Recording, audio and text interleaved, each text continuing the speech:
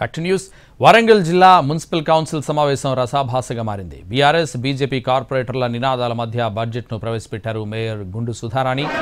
నల్ల బ్యాడ్జీలతో నిరసన వ్యక్తం చేశారు బీజేపీ సభ్యులు.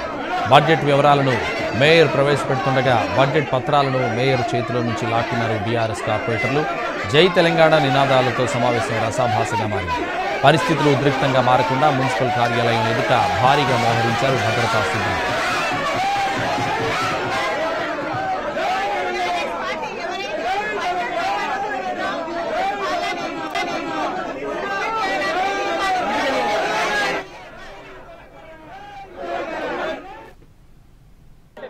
అందరం ఆమోదించడం జరిగినది.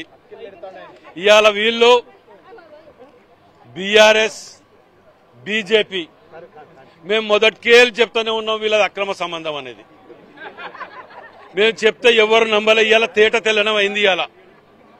ఇవాళ మేయర్ గారు గుండు సుధారాణి గారు మొన్నటి వరకు బంగారం అయిపోయినట్టు ఇవాళ వెండి అయిపోయినట్టు వాళ్ళకు.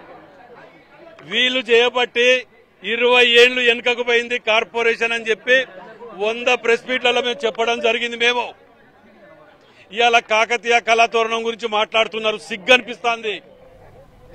కాకతీయ ఉత్సవాలని 10 ఏళ్లకెళ్ళి నిర్వీర్యం చేసి ఏ ఒక్క సంవత్సరం కూడా కాకతీయ ఉత్సవాలు చేయని ఈ దుర్మార్గులు ఇవాళ కాకతీయ తోరణం గురించి మాట్లాడుతున్నారు.